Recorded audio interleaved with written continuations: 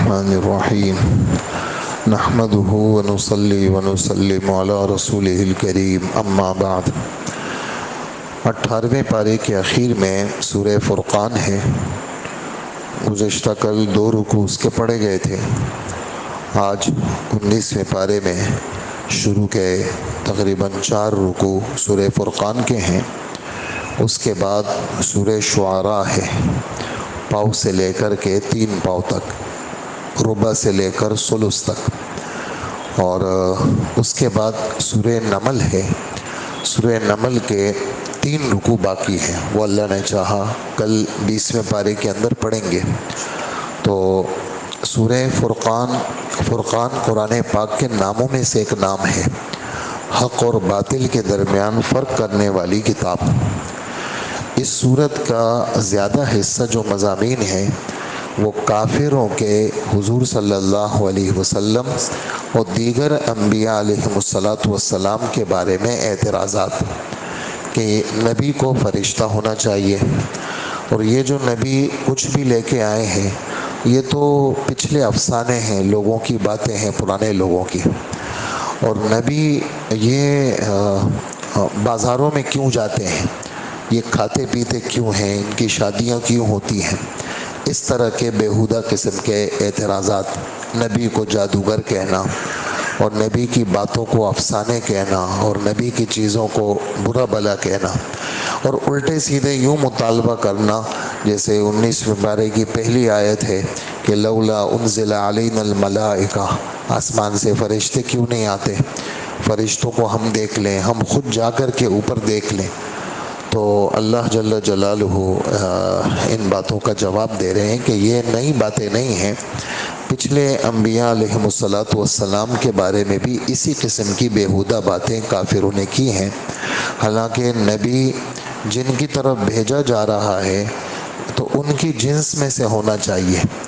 اگر لوگ ہیں، انسان ہیں، تو نبی بھی انسان ہوگا، اور اگر لوگ انسان ہیں اور نبی فرشتہ ہو تو لوگ کہیں گے کہ یہ تو فرشتہ ہے، یہ تو نہ کھاتا ہے نہ پیتا ہے، اگر یہ خدا کی عبادت کرے تو کیا کمال ہے، ہمارے ساتھ تو حاجتیں لگی ہوئی ہیں۔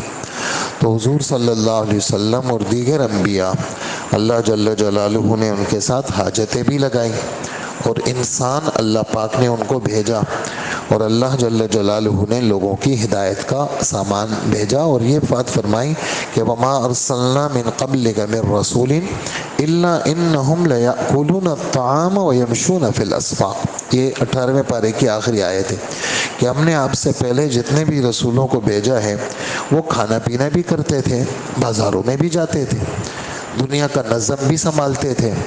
جیسے کہ 3 صحابہ وہ اللہ کے رسول کے گھر پہ آئے اور اللہ کے رسول صلی اللہ علیہ وآلہ وسلم کے معمولات کے بارے میں پوچھا۔ سب بڑی کتابوں میں یہ حدیث موجود ہے، میں سنا بھی چکا ہوں مختلف محفلوں میں۔ تو انہوں نے جب گھر والوں نے بتایا کہ اللہ کے رسول تو رات کو آرام بھی کرتے ہیں، اور اللہ کے رسول تو کبھی روزہ بھی رکھتے ہیں، کبھی افطار بھی کرتے ہیں، اور اللہ کے رسول کی تو شادیاں بھی ہیں، آپ تو گھر کا نظم بھی سنبھالتے ہیں۔ تو راوی کہتے ہیں کہ انہوں نے اللہ کے رسول کے معمولات کو کم سمجھا اور آپس میں کہنے لگے، ایک نے کہا کہ میں تو شادی نہیں کروں گا، اور شادی نہیں کروں گا تاکہ بچوں کے اور بیوی کے ان مسائل کے اندر میں پھنسوں نہیں، اور میں بس عبادت کے لیے فارغ ہو جاؤں گا۔ ایک نے کہا میں کبھی افطار نہیں کروں گا، اور ایک نے کہا میں رات کو کبھی سوؤں گا نہیں، مستقل رات کو اللہ کے سامنے کھڑا رہوں گا۔ تو حضور صلی اللہ علیہ وآلہ وسلم کو یہ والی بات معلوم ہوئی، تو آپ صلی اللہ علیہ وسلم نے ان سے مخاطب کر کے اور قیامت تک کے سارے انسانوں کو مخاطب کر کے کہا کہ اللہ جل جلالہ نے مذہب کے اندر اعتدال رکھا ہے، مذہب میں اعتدال رکھا ہے۔ رات یعنی حضرت عائشہ فرماتی ہیں کہ مجھے یاد نہیں ہے کہ اللہ کے رسول صلی اللہ علیہ وسلم نے پوری رات بس عشاء سے لے کر صبح تک کھڑے ہوں، بالکل سر نہیں رکھا ہوں، اور مجھے یاد نہیں ہے کہ اللہ کے رسول نے رمضان کے علاوہ کسی پورے مہینے میں بالکل کبھی بھی قضا نہ کیا ہو، سارے روزے رکھے ہوں، بلکہ اللہ کے رسول کبھی روزہ رکھتے بھی تھے، کبھی افطار بھی کرتے تھے۔ اور اسی طرح رات کو جو معمولات تھے آپ کے، آپ آرام بھی فرماتے تھے، اور رات کے آخری حصے میں تو آپ نے یہ والی بات فرمائی کہ میں تو سوؤں گا بھی، اور میں عبادت بھی کروں گا، میں افطار بھی کروں گا، اور میں روزے بھی رکھوں گا، اور یہ میری سنت ہے، معتدل زندگی گزارنا یہ میری سنت ہے، اور جو میری سنت سے منہ موڑے گا اس کا میرے مذہب سے تعلق نہیں ہے۔ تو اللہ جل جلالہ نے نبیوں کے ذریعے سے جو چیزیں ہمیں بتائی ہیں ان میں اعتدال ہے۔ تو یہ کافروں کو یہ والی بات کہاں معلوم؟ تو اس طرح کے سوالات پھر ہمارے رب نے فرمایا جس وقت فرشتے آئیں گے ان کی روح کو قبض کرنے کے لیے، پھر پتہ چلے گا ان کو کہ فرشتے ہوتے بھی ہیں یا نہیں۔ اور پھر ایک دن قیامت کا دن آئے گا جس دن دنیا کے اندر جن کافروں نے اچھے عمل کیے ہوں گے وہ سارے اچھے عمل ہوا میں خاک ہو جائیں گے، یعنی ان کا کوئی ثواب نہیں ہوگا۔ وجہ اس کی یہ ہے کہ ان کے پاس ایمان نہیں ہے۔ اور جنہوں نے نبی کے راستوں کو چھوڑا اور نبی کے مخالف ہوئے وہ کل قیامت کے دن اپنے ہاتھوں کو کھائیں گے۔ اگرچہ آیت میں کسی کا نام نہیں ہے، لیکن یہ آیت نازل ہوئی مکہ مکرمہ کے ایک بڑے شیطان قسم کے کافر کے بارے میں جس کا نام تھا عقبہ ابن ابی معیط، یہ اس کا نام تھا۔ اور اس نے ایک مرتبہ دعوت کی، سب لوگوں کو بلایا، ہمارے نبی کے پاس بھی گیا تو ہمارے نبی نے کہا کہ میں تب تمہارے دعوت میں آؤں گا جب تم کلمہ پڑھ لو۔ تو اس نے ہمارے نبی کو خوش کرنے کے لیے کلمہ پڑھ لیا، تو یہ والی بات پھیل گئی مکہ میں۔ تو اس کا جو دوست تھا خاص، ابی ابن خلف اس کا دوست تھا، یہ عقبہ کا، اس نے کہا اچھا تم نے کلمہ پڑھا ہے، اور سن لو یہ بات، میری تیری دوستی ختم، میرا چہرہ تیرے اوپر دیکھنا حرام، جب تک نعوذ باللہ پھر نعوذ باللہ پھر نعوذ باللہ اللہ کے رسول کے چہرے پہ تھوک نہ دو، اور اللہ کے رسول کے گلے میں پھندا نہ ڈال دو، اور اللہ کے رسول کو گالی نہ دو۔ اس ظالم نے سارے کام کیے، اور اس کافر کو خوش کرنے کے لیے کلمہ بھی اس نے جھوٹا پڑھا تھا، پھر یہ بے حرمتی بھی کی۔ تو بے حرمتی کی تو اللہ پاک نے اپنے نبی کی تسلی کے لیے یہ آیت نازل فرمائی کہ کل یہ ظالم آدمی اپنے ہاتھوں کو اپنے منہ سے چبائے گا۔ عز یعز کہتے ہیں دانتوں سے کاٹنا، عز یعز یعنی عین ضاد مشدد، یہ عربی میں استعمال ہوتے ہیں کسی چیز کو دانتوں سے نوچنا، تو یہ اپنے ہاتھوں کو دانتوں سے کھائے گا، کاٹے گا، کھا کر کے یہاں تک آ جائے گا، پورا ہاتھ کھا لے گا، اور پھر اس کے بعد دوبارہ ہاتھ صحیح ہوگا، پھر کھائے گا، پھر ختم ہوگا، پھر دوبارہ آئے گا، یہ اس کے ساتھ عذاب ہوگا، اور اپنی زبان سے یہ جملہ کہے گا کاش کہ میں محمد صلی اللہ علیہ وسلم کو اپنا دوست بنا لیتا، کاش میں اس مردود کو اپنا دوست نہ بناتا، میرے پاس نصیحت آ گئی تھی، کلمے کی دعوت مل گئی تھی، کاش میں کلمے کی دعوت کو قبول کر لیتا، اور یہ کام شیطان کا ہے، شیطان عین موقع پہ آدمی کی مدد کو چھوڑ دیتا ہے۔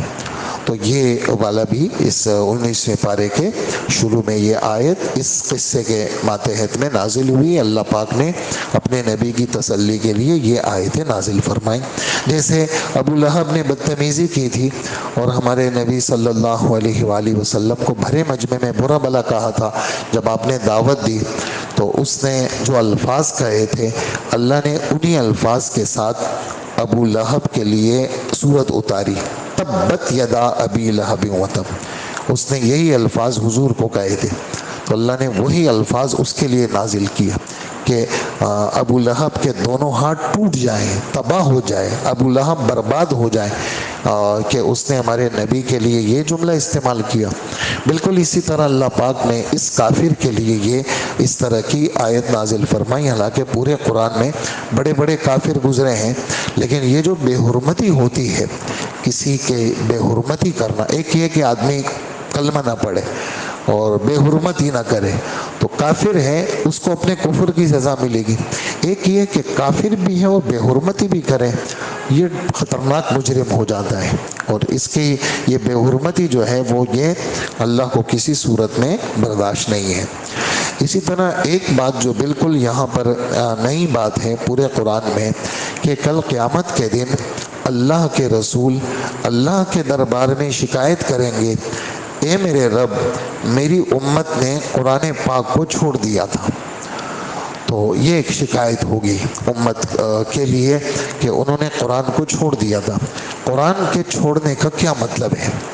تو کافروں نے قرآن کو چھوڑا یعنی قرآن پر ایمان نہیں لائے، کافروں نے قرآن کو چھوڑا یعنی قرآن کی بے حرمتی کی۔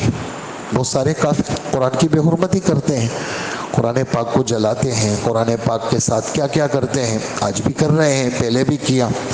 تو ایمان نہ لانا یہ بھی چھوڑنا ہے، بے حرمتی کرنا یہ بھی چھوڑنا ہے۔ اسی طرح قرآن پاک پر ایمان لا کر کے اس کو نہیں پڑھنا یہ بھی چھوڑنا ہے۔ اسی طرح قرآن پاک پر ایمان لا کر کے پڑھ بھی رہے لیکن سمجھ نہیں رہا ہمارا رب کیا کہہ رہے ہیں ہم سے، یہ بھی چھوڑنا ہے۔ اسی طرح پڑھ بھی لیا اب اس کی تلاوت نہیں کر رہا، بالکل دیکھتا ہی نہیں ہے۔ بچپن میں ماں باپ نے اپنے جگر کا خون جلا کر کے اس بچے کو پڑھایا، اب یہ تھوڑا سا ہاتھ پیر کا مالک ہو گیا، اس نے قرآن کو چھوڑ دیا۔ تو قرآن پاک کا نہ پڑھنا یہ بھی چھوڑنا ہے۔ اور قرآن پاک کا چھوڑ دینا بالکل، اللہ کے رسول کو معراج میں جو سیر کرائی دوزخ کی، تو اس میں یعنی جو قرآن پاک کا چھوڑنے والا ہے اس کی جو سزا ہے وہ بہت خطرناک ہے، کہ خون کے اندر وہ تیر رہا ہے اور ایک فرشتہ اس کو پتھر مار رہا ہے اور وہ پتھر بھی دور چلا جاتا ہے، یہ بھی لڑکتا ہوا چلا جاتا ہے، اور پھر جب کنارے پہ آنے کی کوشش کرتا ہے پھر اس کو مارتے۔ کہا یہ کون ہے؟ کہ یہ وہ آدمی ہے جس نے قرآن، اللہ نے اس کو قرآن دیا تھا، اس نے قرآن پاک کو پیچھے ڈال دیا تھا، قرآن پاک کو دیکھتا ہی نہیں تھا۔ تو قرآن پاک پڑھ کر کے بھی اس کو نہیں پڑھنا یہ بھی چھوڑنا ہے۔ اسی طرح قرآن پاک یعنی بہت ساری صورتیں، یہ میں باتیں کر رہا ہوں یہ تفسیر میں ابن قیم رحمۃ اللہ علیہ نے یہ باتیں لکھی ہے کہ چھوڑنے کا یہ مطلب ہے جو میں آپ سے عرض کر رہا ہوں کہ قرآن ایمان نہ لانا یہ بھی چھوڑنا، پڑھ کے بھی چھوڑ دینا، قرآن کو نہ سمجھنا، قرآن سے منہ موڑ لینا، تلاوت نہیں کرنا، قرآن کو سینے سے نہیں لگانا، قرآن کا ادب نہیں کرنا، یہ بہت ساری صورتیں چھوڑنے کی ہیں۔ اس لیے ہم جتنے یہاں بیٹھے ہیں اللہ پاک کی توفیق سے یہاں بیٹھے ہیں، ہم سب نیت کریں کہ قرآن پاک کے ساتھ ایسا رشتہ مضبوط کریں کہ ہمارا اوڑھنا بچھونا قرآن بن جائے۔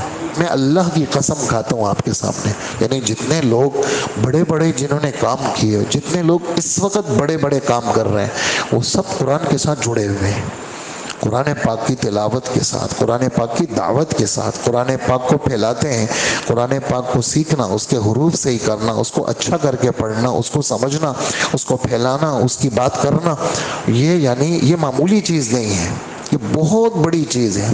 اس لیے اللہ جل جلالہ نے الحزب الاعظم میں ایک لمبی دعا ہے 4 صفحات پر مشتمل ہے، اللہ کی ساری بڑائیاں حضور نے بیان کی، اور کیا مانگ رہے ہیں؟ اے اللہ میں آپ کے نام کے طفیل آپ سے درخواست کرتا ہوں۔ آپ کا کون سا نام؟ آپ کا وہ نام کہ آپ نے آسمانوں پہ پیش کیا، آسمان کھڑے ہو گئے، آپ نے زمین پہ پیش کیا، زمین کھڑی ہو گئی، آپ نے سمندروں پہ پیش کیا، سمندر چلنے لگے، آپ نے ہواؤں پہ پیش کیا، ہوائیں اپنی جگہ پہ ہیں، چل رہی ہیں، آپ نے جو ہے وہ پہاڑوں پہ پیش کیا، پہاڑ گڑ گئے، آپ نے وہ نام جو نوح علیہ السلام کو دیا، ابراہیم علیہ السلام کو دیا، اسماعیل علیہ السلام کو دیا، عیسیٰ علیہ السلام کو دیا، آپ نے آپ کے اس نام کے طفیل جو تورات میں ہیں، آپ کے اس نام کے طفیل جو انجیل میں ہیں، آپ کے اس نام کے طفیل جو زبور میں ہیں، آپ کے اس نام کے طفیل جو قرآن پاک میں ہے، آپ کے اس نام کے طفیل جو آپ کے پاس ہے، آپ کے اس نام بڑے نام کے طفیل، میں آپ سے ایک درخواست کرتا ہوں۔ کیا درخواست کرتا ہوں؟ اللہ مجھے قرآن دے دے، اللہ قرآن میرے دل کا بہار بنا دے، اللہ قرآن پاک میرے اندر مکس کر دے، میرے خون میں، میرے گوشت میں، میرے بال میں، میرے دماغ میں، میرے آنکھوں میں، میرے کانوں میں، میری زبان میں، میرے اس روئے کے اندر قرآن کر دے اس کو۔ یہ میری آپ سے درخواست ہے۔ تو مقصد یہ ہے کہ اتنی لمبی دعا صرف قرآن کے لیے مانگی ہے، تو یہ کوئی چیز ہوگی نا، ہاں ایسی تو نہیں ہے، معمولی چیز تو نہیں ہے۔ اس لیے قرآن پاک بہت بڑی دولت ہے۔ جب بھی ہمارے نبی کل قیامت کے دن شکایت کریں گے، خدا نہ کرے، اور پھر یہ والی بات بھی ہے کہ خود قرآن پاک شکایت کرے گا یہ اللہ اس نے مجھے چھوڑ دیا تھا۔ اور یہ بھی آتا ہے روزہ بھی سفارش کرے گا، قرآن بھی سفارش کرے گا۔ قرآن کہے گا کہ کتنے سارے لوگ ہیں 15-20 منٹ میں تراویح پڑھ لیتے ہیں نا، ہم اللہ پاک کی توفیق سے ہم کھڑے رہتے ہیں، ہمارے 2-3 گھنٹے نماز میں اور تراویح میں لگتے ہیں، اور پھر کتنے سارے ہمارے دوست ماشاءاللہ یعنی کھانا وغیرہ اپنی چیزوں سے فارغ ہو کر قرآن میں بیٹھ جاتے ہیں، اور کوئی سن رہا ہوتا ہے، کوئی سنا رہا ہوتا ہے، اور رات بھر وہ سلسلہ چل رہا ہوتا ہے۔ یہ اللہ پاک کی توفیق ہے کہ ہم قرآن پاک کے ساتھ جڑے ہوئے ہیں، اللہ پاک کا کرم ہے کہ ہم قرآن کو سنتے ہیں اور شوق سے سنتے ہیں، قرآن کو بوجھ نہیں لیتے، قرآن پاک کو شوق سے لیتے ہیں، قرآن پاک بوجھ نہیں بنتا۔ تو کل قیامت کے دن یہ قرآن پاک ہمارا سفارشی بنے گا، اور قرآن پاک ہمارا قبر میں ساتھی بنے گا۔ قرآن پاک فرشتے آئیں گے منکر نکیر، قرآن انسان کی صورت میں ہمارے ساتھ ہوگا، حشر کے میدان میں ہمارے ساتھ ہوگا، جب تک جنت میں داخل نہیں کرائے گا قرآن ساتھ ہوگا۔ تو اس لیے پورے بھائیوں سے میری درخواست ہے، آپ کے واسطے سے، آپ کے گھر والوں سے درخواست ہے، آپ کی بیٹیاں ہیں، آپ کے پوتے ہیں، آپ کے نواسے ہیں، آپ کے رشتہ دار ہیں، آپ کے دوست ہیں، یہ باتیں آپ پہنچائیں آگے کہ بھی قرآن سے جڑ جاؤ، قرآن کو پڑھا کرو، قرآن کو سمجھا کرو۔ بالکل کوئی ہاتھ نہیں لگاتا قرآن کو، اس سے ہماری درخواست ہے ایک صفحہ تو دیکھے، ایک صفحہ سے شروع کریں۔ یہاں ایک نمازی ہے وہ کہہ رہے میرا بالکل دل نہیں چاہ رہا تھا، بھئی آپ شروع تو کرو۔ تو کل ملے اور کہنے لگے میری زبان کھل گئی، یہ شیطان وسوسے ڈال رہا تھا کہ تم غلط پڑھ رہے ہو، کہا کہ میں کبھی ایک حافظ کے پاس کتنے تھوڑا سا میرا سن لو، کہا وہ جو میری بندش تھی وہ اللہ نے ختم کر لی۔ تو اس لیے میری درخواست ہے سب بھائیوں سے اور آپ کے واسطے سے، آپ کے متعلقین سے درخواست ہے کہ سب کو قرآن سے جوڑیں، سب کو قرآن پاک، قرآن قرآن قرآن قرآن۔ آپ دیکھیں گے انشاءاللہ العزیز ایسا اللہ جل جلالہ آپ کو یہ دولت اگر مل گئی نا، اس لیے کہ چھوٹی موٹی چیز وہ ویسی مل جاتی، آپ کہنے اللہ مجھے کروڑ روپے دے دے، بنگلہ دے دے، مجھے گاڑی دے دے، یہ چھوٹی چیزیں یہ مل جاتی، مجھے اچھی نوکری دے دے، میری شادی ہو جائے، میرے یہ کام بن جائے، یہ کچھ نہیں ہے۔ اللہ مجھے قرآن دے دے، یہ بڑی دعا ہے۔ اللہ مجھے قرآن کا پھیلانے والا بنا دے، یہ سیدھی سیدھی آپ نبوت مانگ رہے ہیں اللہ سے۔ نبی تو نہیں بن سکتے لیکن نبی کا کام تو کر سکتے ہیں نا، یہ آپ سے۔ تو اگر آپ قبول ہو گئے اس معاملے میں تو سمجھو کہ آپ کو اللہ نے بڑی چیز دے دی۔ باقی یہ چھوٹی موٹی چیزیں، یہ فیکٹری اور یہ بنگلے اور یہ کاریں اور یہ کچھ نہیں ہے۔ قرآن سب سے بڑی دولت ہے، اس کا مد مقابل کچھ ہے ہی نہیں۔ تو یہ کل قیامت کے دن خدا نہ کرے ہمارے لیے وہ نہ بن جائیے۔ حالانکہ آپ نے یہ حدیث بھی سنی ہوگی کہ سورہ ملک کا پڑھنے والا کہ اللہ جل جلالہ اس کی بخشش کریں گے، اور ذرا سی اس کو بخشش میں تردد ہوگا تو وہ اللہ سے کہے گی، وہ سورت کہے گی یا اللہ اگر میں آپ کی اس قرآن میں ہوں تو میری سفارش اس کے لیے قبول کر دے، ورنہ مجھے اپنے قرآن سے ہٹا دے۔ اس کو کہتے ہیں اللہ پاک کی ذات سے وہ کیا کرنا، ضد کرنا۔ لفظ جو حدیث میں وہ جھگڑے کا ہے، ہم جھگڑا ترجمہ نہیں کریں گے، خدا سے کون جھگڑ سکتا ہے، ہم یہاں ترجمہ اس کا کیا کریں گے، ضد کرنے سے کریں گے۔ جیسے بچہ ضد کرتا ہے نا مجھے تو یہ چاہیے، اور بیٹا صبر کرو کل پرسوں دیکھ لیں گے، نہیں مجھے ابھی چاہیے، تو وہ جھگڑا نہیں ہوتا، وہ ضد ہوتا ہے۔ اور یہ ضد بھی محبت کی وجہ سے ہوتی ہے، ضد بھی محبت کی وجہ سے ہوتی ہے۔ تو اس لیے ہماری آپ سب بھائیوں سے درخواست ہے کہ قرآن پاک کے ساتھ جڑیں گے نا انشاءاللہ۔ پھر یہ صورت ہمیں نبیوں کے قصے، حضرت موسیٰ علیہ السلام آپ نے سنا آج ماشاءاللہ، اس صورت میں بھی، شعراء میں بھی، سورہ نمل کے اندر بھی حضرت موسیٰ علیہ السلام، ہارون علیہ السلام، ہود علیہ السلام، صالح علیہ السلام اور لوط علیہ السلام، یہ والے قصے ہمارے رب نے، پھر ہمارے رب نے ایک نئے انداز میں اپنی بڑائی بیان کی۔ فرمائے کہ تم دیکھتے ہو یہ جب سورج نکلتا ہے ہر چیز کا سایہ لمبا ہوتا ہے، اور کہا کہ جب یہ سورج یوں آ کے بیچ میں پہنچ جاتا ہے سایہ ختم ہو جاتا ہے، بالکل بیچ آسمان پہ زوال کے وقت میں، آج کل 12:30 بجے 12:35 12:40 پہ آپ دیکھو سایہ نہیں۔ اللہ پاک فرماتے ہیں یہ سایہ کا لمبا کرنا اور سایہ کا کم کرنا کا یہ ہمارا کام ہے، یہ ہماری قدرت ہے۔ پھر یہ جو سایہ لمبا ہوتا ہے نا، کہا زوال میں سایہ ختم ہو گیا، پھر جناب جب سورج یوں جائے گا تو پھر سایہ لمبا ہوگا، کہا یہ جو سایہ لمبا ہوتا ہے نا یہ اللہ کو سجدہ کرتا ہے۔ یہ کیا کرتا ہے؟ ہاں یہ ہمارا وہ، تم اور ہم نے دن اور رات تمہارے لیے ہم نے بنایا. دن کو ہم نے تمہارے لیے معاش کا ذریعہ بنایا, رات کو لباس بنایا. لباس بنایا یعنی اندھیرا ہو گیا تم اس میں لپٹ کر کے سو جاتے ہو, آرام کا سبب بنایا. اور ہم نے ہوائیں چلائیں اور ہم نے تمہارے لیے پانی برسایا. اور ہم نے ہر چیز کو جو زندگی دی ہے وہ پانی کے ذریعے سے دی ہے. اسی طرح ہم نے 2 دریاؤں کو چلایا. بنگال کے اندر بھی ہے, ہمارے ملک کے اندر اٹک کے اندر بھی ہے. 2 دریا میٹھے اور پھیکے کھارے یہ دونوں چل رہے ہیں.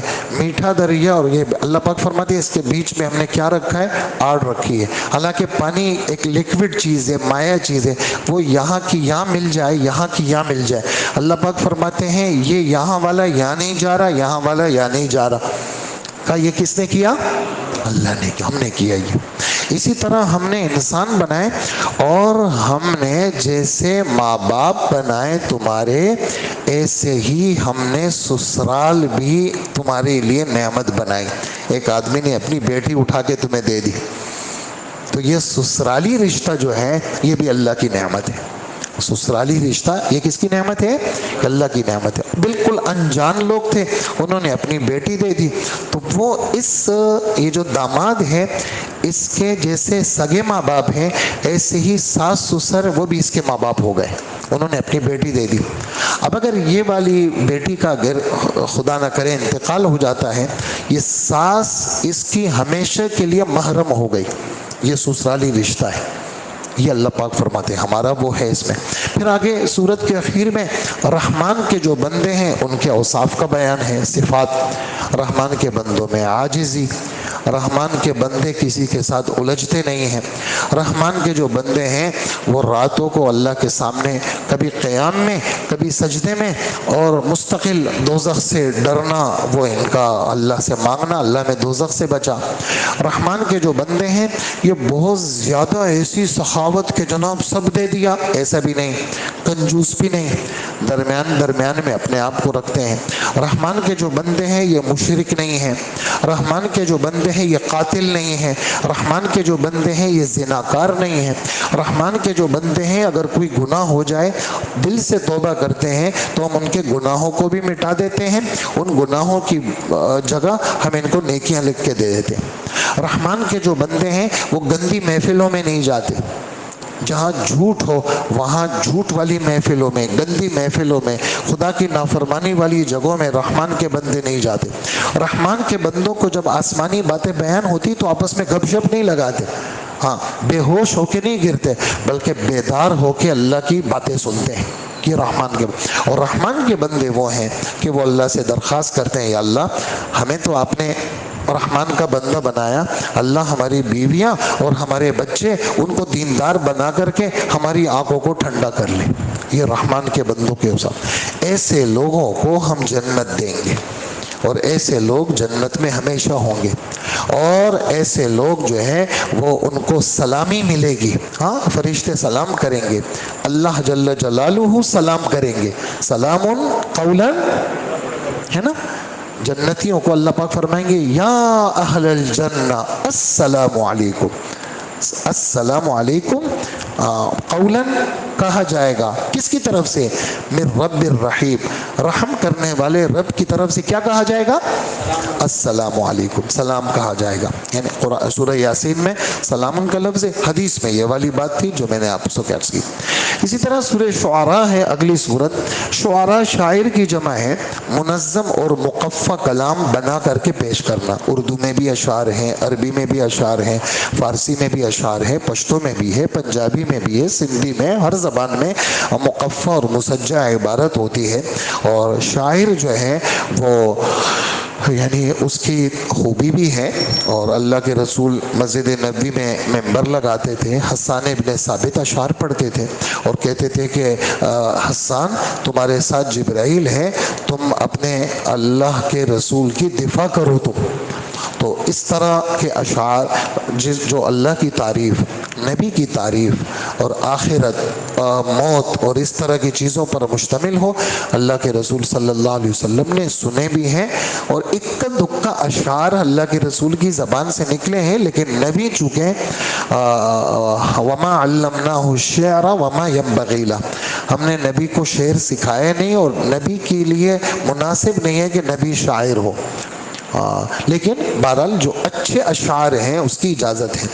اور چونکہ اکثریت شاعروں کی وہ زمین کو آسمان بناتے ہیں، آسمان کو زمین بناتے ہیں، اور الٹی سیدھی چیزیں اس میں ہوتی ہیں، اس وجہ سے ہمارے رب نے ان کی برائی بیان کی ہے کہ شاعر جتنے بھی ہیں گمراہ قسم کے لوگ شاعروں کے پیچھے جاتے ہیں، اور ہر وادی میں ادھر ادھر کی وہ ہاتھ پیر مارتے رہتے ہیں، اور کہتے کچھ ہے کرتے کچھ ہے۔ یہ ہمارے رب نے برائی بیان کی، ہمارے نبی نے بھی برائی بیان کی۔ اللہ کے رسول فرماتے ہیں کہ جو گندے قسم کے اشعار ہوتے ہیں، کہا کہ اس کا دل دماغ پیپ سے بھر جائے یہ اچھا ہے اس بات سے کہ وہ شعر کہے۔ وہ کون سے؟ بیکار اشعار۔ اس پر جو ہے وہ یعنی ڈانٹا بھی ہے آپ نے، لیکن جو اچھے اشعار ہیں اس کی ہمارے رب نے الا الذین آمنوا میں اس کو مستثنیٰ کیا، اور اللہ کی تعریف، حمد باری تعالیٰ، نعت رسول مقبول، صحابہ کرام، موت کے بارے میں، آخرت کے بارے میں، اور کافروں کے برائی کے بارے میں، جیسے کہ حضرت حسان ابن ثابت کے اشعار ہیں، تو کہا ان اشعار میں کیا ہے؟ کوئی برائی نہیں ہے۔ اور اللہ کے رسول نے فرمایا یہ جو تمہارے اشعار ہیں یہ ان کافروں پر تلوار اور تیروں سے زیادہ سخت ہے۔ تو ایک طرف تعریف کی ہے اچھے اشعار کی، اور ایک طرف برائی بیان کی ہے برے اشعار کی۔ میں نے دونوں آیات اور احادیث آپ کے سامنے پیش کر لی ہے۔ یہ تو اس سورت کے بالکل آخر کی 2-3 آیتوں میں یہ بات ہے، باقی یہ پوری سورت شروع سے لے کر کہ طاسیم میم تلک آیات الکتاب المبین، قرآن پاک کی پڑھائی کا بیان۔ اور نبی آپ اس تبلیغ کے اندر اپنے آپ کو بالکل ختم کر دیں گے، اگر یہ لوگ مسلمان نہیں ہوئے تو آپ اپنے آپ کو ہلاکت میں ڈال دیں گے۔ ہاں ایسا نہ کریں، آپ اتنے زیادہ ان کے پیچھے نہ پڑیں آپ، اور ہم ایسی نشانی بھی اتار سکتے ہیں جس سے ان کی گردنیں سب کی دب جائیں، لیکن ہمارا یہ دستور نہیں ہے۔ ہمارا دستور یہ ہے کہ یہ سمجھ جائیں، دعوت کو قبول کر لیں، اور دعا سے ان کے دل پھر جائیں۔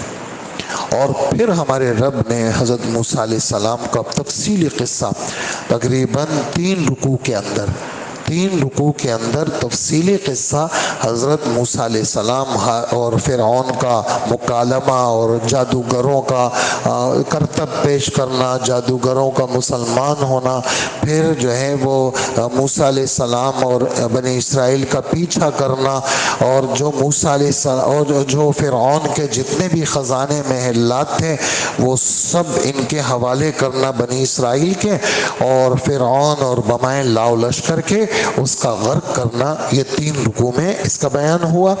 پھر حضرت ابراہیم علیہ السلام کی باتیں، ان کی دعوت کا بیان اور ان کی توحید کا بیان۔ میں اس اللہ کی طرف تمہیں بلاتا ہوں جس اللہ نے مجھے پیدا کیا، اس اللہ نے مجھے ہدایت دی، وہ اللہ مجھے کھلاتا ہے، وہ اللہ مجھے پلاتا ہے، جب میں بیمار ہو جاتا ہوں اللہ مجھے شفا دیتا ہے، اور وہی اللہ مجھے موت دے گا، وہی اللہ مجھے دوبارہ زندہ کرے گا، اسی اللہ سے میری امید ہے کہ میرے گناہوں کو بخش دے۔ اے میرے اللہ آپ مجھے آسمانی علوم سے نواز دیں، اے میرے اللہ آپ بعد میں آنے والے لوگوں میں میرا ذکر خیر کر دے، مجھے قیامت تک لوگ اچھے نام سے یاد کریں۔ کتنی اچھی دعا ہے، مجھے قیامت تک لوگ اچھے نام سے یاد کریں، اور اے اللہ آپ مجھے قیامت کے دن رسوا نہیں کریں گے، اس لیے کہ وہ بدنام اور رسوا ہوگا جس کا اندر باہر خالی ہوگا۔ اللہ مجھے ہر طرح کا سالم دل عطا فرما، اور جنت نیک لوگوں کے قریب ہوگی، دوزخ جو ہے وہ کافروں کے قریب ہوگی۔ یہ ایک بیان ہے قیامت کا، اور کل قیامت کے دن یہ کافر جب دوزخ میں جائیں گے وہ کہیں گے کاش ہم دوبارہ دنیا میں چلے جائیں، ہم نیک بن جائیں گے۔ تو اس پر فرمائیں گے بالکل نہیں، دوبارہ موت کے بعد دوبارہ دنیا نہیں ہے۔ یہ پورا قصہ بیان کرنے کے بعد بالکل شروع میں ان فی ذلک لآیہ، کہ یہ جو بات تم نے سنی اس میں کیا ہے، عبرت کا سامان ہے، لیکن اس عبرت کے سامان سے اکثر لوگ متاثر نہیں ہوتے، بات کو مانتے نہیں ہیں۔ اور تیرا رب کیا ہے، زبردست ہے، وہ پکڑ سکتا ہے، لیکن تیرا رب رحیم بھی ہے، وہ ڈھیل دیتا ہے۔ نمبر ایک، موسیٰ علیہ السلام کا قصہ ختم ہوا، اس نے بھی یہی فرمایا، اور اسی طرح حضرت ابراہیم علیہ السلام کا قصہ ختم ہوا، اس نے بھی یہی فرمایا۔ پھر نوح علیہ السلام کا بیان، پھر اسی طرح قوم عاد کا بیان۔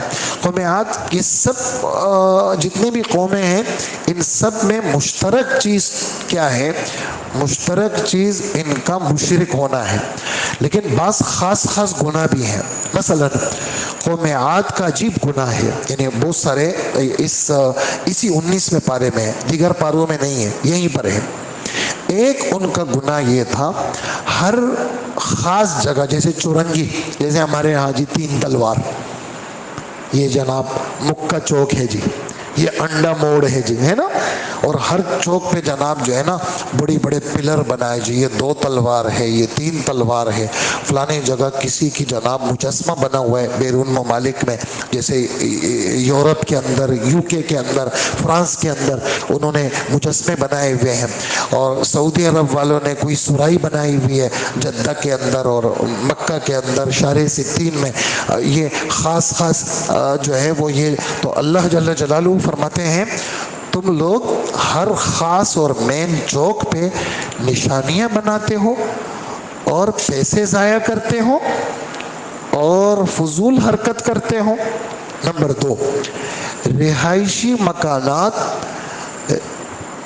ایک کمرے سے ضرورت پوری ہو جاتی ہے، آدمی کبھی بھی ایسا نہیں ہوگا کہ 10 پلنگوں میں سویا ہو، ایسا ہے کبھی؟ اور کپڑے اتنے سارے کہ بھئی میں نے آج 5 سوٹ پہنے ہوئے ہیں، ایسا ہے؟ 5 سوٹ کوئی پہنتے ہیں؟ 2 بھی نہیں پہنتا، لوگ کہیں گے پاگل ہو گیا۔ 2 ٹوپیاں کبھی کسی نے پہنی ہیں؟ 2 موزے کبھی پہنے ہیں؟ ڈبل جوتے پہنے کسی نے؟ نہیں پہنے۔ تو وَتَتَّخِذُونَ مَصَانِعَ، تم اتنے مضبوط مکانات بناتے ہو، لگتا ایسا ہے کہ تم نے ہمیشہ دنیا میں ہمیشہ رہنا ہے۔ 2 خرابیاں ہو گئی۔ اور ہمارے نبی کیا فرماتے ہیں، اے میری امت کے لوگوں، تم لوگ اتنے مکانات کیوں بناتے ہو جس میں تم رہتے بھی نہیں ہو، اور اتنی ساری چیزیں جمع کرتے ہو جو تمہاری استعمال میں بھی نہیں آتی، وہ رہ جاتی ہے تم سے۔ اس پر میں حضرت تھانوی رحمۃ اللہ علیہ کی ایک بات سناؤں آپ کو۔ حضرت فرماتے ہیں کہ ہم یہ نہیں کہیں گے کہ آپ جناب اپنا دے دے اس طرح، میں کہوں گا کہ تم اپنی چیزیں، حضرت فرماتے ہیں، جمع کرو، تمہیں جو اچھی لگتی ہے وہ اپنے پاس رکھ لو، تمہیں جو سوٹ اچھا لگتا ہے، جو چپل اچھے لگتے ہیں، جو چشمے اچھے لگتے ہیں، جو گھڑی اچھی لگتی ہے وہ رکھ لو، جو تمہارے استعمال میں نہیں ہے ہاں اس کو تم آہستہ آہستہ کر کے کسی کو دے دو۔ حضرت فرماتے ہیں کہ بیچنا ہے تو بیچ دو، نہیں تو کسی کو ہدیے میں دے دو۔ حضرت فرماتے ہیں یہ پہلا قدم ہے، اس سے تمہارے دل سے دنیا کی محبت اللہ ختم کریں گے، اور آہستہ آہستہ یہ چیز گھٹے گی۔ تو وَتَتَّخِذُونَ مَصَانِعَ، تم اتنے مضبوط مکانات بناتے ہو، لگتا ہے ایسا ہے تم نے ہمیشہ رہنا ہے۔ اور تیسری خرابی کیا بتائی؟ تیسری خرابی یہ بتائی، وَإِذَا بَطَشْتُمْ جَبَّارِينَ، جب تم کوئی بیچارہ مجرم تمہارے حد پہ چڑھ جاتا ہے تو تم اس کے معافی مانگنے پر اس کو معاف بھی نہیں کرتے، تم جب کسی کو پکڑتے ہو تو بڑے ظالم بن کر کے پکڑتے ہو، اور پھر آخری حد تک چلے جاتے ہو، یہاں تک چلے جاتے ہو کہ ان کے دماغ میں تم کیلیں ٹھوکتے ہو، یہاں تک تم چلے جاتے ہو کہ ان کو کیا کرتے ہو تم ایسا، یعنی تمہارے ٹارچر اور تمہارے اذیت کا وہ مظاہرے تم کرتے ہو کہ شیطان بھی پناہ مانگتا ہے اس سے۔ تو آج بھی ہے دنیا کے اندر لوگ موجود ہیں جو ستاتے ہیں لوگوں کو۔ تو یہ قوم عاد کی خصلت تھی۔ اور پھر اس اللہ سے ڈرو جس اللہ نے تمہیں گھر دیے، چوپائے دیے، بیٹے دیے، باغات دیے، بیویاں دی، اس اللہ سے ڈرو۔ انہوں نے کہا کہ آپ ہمیں نصیحت کریں یا نہ کریں، یہ پچھلے لوگوں کی باتیں ہیں، ہاں ہم کچھ نہیں ہوتا، سارا سسٹم ہمارے پاس بڑا مضبوط ہے، کوئی ہمارا کچھ نہیں بگاڑ سکتا۔ لیکن نبی کی بات مانی نہیں، اللہ جل جلالہ نے وہ کالے بادل بھیجے جس میں ہوا تھی، اور ان کو یوں اٹھایا اور ان کو یوں ٹکرایا، اور ان کے ایسے سر ٹکرائے کہ ان کے بھیجے کیا ہو گئے، بکھر گئے، ختم ہو گئے۔ کأن لم یغنوا فیہا، لگتا ہے ایسا ہے کہ وہ اس علاقے میں رہے ہی نہیں۔ یہی قوم سمود کا حال ہوا۔ ابھی بالکل آخری صفحے پہ عجیب ٹکڑا ہے وہ آیت کا، اللہ جل جلالہ فرماتے ہیں فَتِلْكَ بُيُوتُهُمْ خَاوِيَةً بِمَا ظَلَمُوا، یہ قوم صالح کے یہ جو گھر ہیں ان کے گناہوں کی وجہ سے آج ان کے گھر ویران پڑے ہیں۔ خاویہ کا ترجمہ ویران پڑے، یہ چھتیں گری ہوئی ہیں اور جناب بالکل سب چیزیں ویران پڑی ہوئی ہیں۔ اور ان فی ذالک، اس میں عبرت ہے ان لوگوں کے لیے جو ہماری باتوں پہ کیا رکھتے ہیں، یقین رکھتے ہیں۔ یہ حال قوم صالح کا بیان، پھر قوم لوط کا بیان، ان کی برائی۔ قوم صالح کا الگ انداز، وہ بدماش قسم کے لوگ تھے، فسادی قسم کے لوگ تھے اور نبی کے قتل کا منصوبہ بنایا۔ قوم شعیب والے جو تھے وہ ناپ تولے میں کمی کرنے والے لوگ تھے اور نبی کو جادوگر کہنے والے۔ قوم صالح نے بھی نبی کو جادوگر کہا، اور قوم نوح نے کہا، ہم نوح علیہ السلام کو کہا ہم آپ کو پتھر مار کے سنسار کریں گے، اور قوم لوط والوں نے کہا ہم آپ کو اپنے علاقے سے نکالیں گے۔ ہاں، تو ان گناہوں کے ساتھ، شرک کے ساتھ ساتھ ان کی یہ حرکتیں بھی گنوائی۔ میں نے کیوں گنوائی؟ اپنے لیے اور آپ کے لیے، کہ ہم ایسی حرکتوں سے بچیں گے اور ہم اپنے آپ کو گناہوں سے بچائیں گے۔ اور شرک اور کفر سے تو ہم بچے ہوئے ہیں، لیکن یہ جو دائیں بائیں کے گناہ ہیں، ہر قسم کے گناہ سے قرآن دعوت دیتا ہے کہ اپنے آپ کو ہر قسم کے گناہ سے کیا کرو، بچا کر کے رکھنا۔ اور آخری رکوع کے اندر قرآن پاک کا بڑا ہونا، وَإِنَّهُ لَتَنزِيلُ رَبِّ الْعَالَمِينَ، یہ رب العالمین کی طرف سے اتارا ہوا قرآن ہے۔ کون لے کے آیا؟ نزل بہ الروح الامین، یہ جبرائیل کا نام ہے، روح الامین، روح الامین، روح الامین، ہاں یہ مجموعہ نام بھی ہے، اور اگر آپ الگ الگ ترجمہ کریں گے تو روح کا الگ ترجمہ بھی کر سکتے ہیں، امین کا الگ ترجمہ بھی۔ اور کہاں اتارا؟ سیدھے آپ کے دل پہ یہ قرآن آیا ہے، علی قلبک۔ کیوں قرآن آیا ہے؟ لتکون من المنذرین، تاکہ آپ لوگوں کو ڈرائیں، لوگوں کو دعوت دیں۔ اور یہ جتنے بھی علماء بنی اسرائیل ہے وہ بھی اس بات کو مانتے ہیں کہ قرآن پاک اللہ کی کتاب ہے، اور یہ قرآن شیطان نہیں لے کے آیا، یہ قرآن شیطان، وما تنزلت به الشیاطین وما ينبغی لهم، شیطان کا قرآن سے کیا کام؟ ہاں، انہم عن السمع لمعزولون، شیطان تو قرآن پاک کے سننے سے معزول ہیں، یہ تو قرآن کو سن بھی نہیں سکتے، قریب بھی نہیں آ سکتے، ان کو تو اوپر سے کیا مارتے ہیں، انگارے مارتے ہیں فرشتے، وہ تو کسی صورت میں قرآن کے قریب نہیں آ سکتے۔ یہ آیا قرآن آپ کے پاس، آپ اپنے گھر میں تبلیغ کریں، آپ اپنے خاندان میں تبلیغ کریں، آپ ساری دنیا کے سارے لوگوں کو تبلیغ کریں، اور آپ پریشان نہ ہوں۔ خاص کر ایمان والے، ان کے ساتھ آپ کا معاملہ نرم ہونا چاہیے، کیونکہ آپ کے قریب ہے، کیونکہ آپ کے قریب ہے، تو ان کے ساتھ نرمی آپ نے برتنی ہوگی، ان سے آپ نے نفرت نہیں کرنی ہوگی، اور آپ جو ہے وہ اس اللہ پہ بھروسہ رکھیں جو اللہ سب پہ غالب ہے، رحم والا ہے، اور وہ ایسا زبردست اللہ ہے کہ تمہارے رکوع میں جانا، تمہارے سجدے میں جانا، تمہاری اٹھک بیٹھک، وہ سب تمہارے اللہ کے علم میں ہے، اور وہ اللہ تمہارے ساتھ ہے۔ تو یہ اسی پر یہ سورت کے اخیر میں تو شعراء کی بات تھی، وہ میں نے آپ کو سنا دی۔ یہ سورت کے باقی رکوع کا خلاصہ میں نے آپ کی خدمت میں عرض کیا۔ کل پھر انشاءاللہ ہم سورہ نمل کو ذکر کریں گے۔ اللہ پاک ہمیں عمل کی توفیق عطا فرمائے۔ الحمدللہ رب العالمین۔ حمد الصابرین وحمد الشاکرین اللہم لک الحمد کلہ ولک الشکر کلہ ولک الخلق کلہ ولک الملک کلہ بیدک الخیر کلہ وإلیک یرجع الامر کلہ نسألک من الخیر کلہ ونعوذ بک من الشر کلہ۔ اے اللہ ہمارے گناہوں کو معاف فرما، ہماری مغفرت فرما۔ آج جمعے کی مبارک رات ہے، رمضان کا مہینہ ہے، اے اللہ سارے بیماروں کو شفا عطا فرما، اور سارے ایمان والوں کو حضرت آدم علیہ السلام سے لے کر اس لمحے تک سارے ایمان والوں کو بخش دیجئے، اور اے اللہ جتنے ایمان والے زندہ ہیں سب کو سچی توبہ دے دیجئے، اور سب کو ہدایت کا فیصلہ سب کے لیے کر دیجئے، اور جتنے دنیا کے کافر ہیں سب کے دلوں کو کلمہ طیبہ کی طرف مائل فرما دیجئے۔ اے اللہ مسلمان مظلوموں کی مدد فرما، اور اے اللہ بیماروں کو شفا عطا فرما، اور غریبوں فقیروں کی مدد فرما، اور ہر غم سے سب کو نجات عطا فرما، اور ہمیں اپنے قرآن پاک کے ساتھ جوڑ دیجئے، ہم سب کو قرآن پاک دے دیجئے، ہمارے گوشت میں خون میں ہمارے روئے روئے میں قرآن پاک کو داخل کر دیجئے، اور قرآن پاک ہمارے دلوں کا بہار بنا دیجئے، ہر فتنے سے ہمیں بچا لیجئے، اور ہر غم سے ہمیں بچا لیجئے، اور ہماری یہ نشست اللہ آپ کی رضا کے لیے بنا دیجئے، اور ہماری بخشش کا سامان کر دیجئے، اور ہمارے والدین، ہمارے اساتذہ، ہمارے جتنے ساتھی اس محفل کے شریک، ان کے اور ان کے گھر والے سب کو یا اللہ اس قرآن پاک کی برکت سے مالا مال فرما، اور ہم سب کو ہدایت نصیب فرما، دعاؤں کو قبول فرما برحمتک یا ارحم الراحمین۔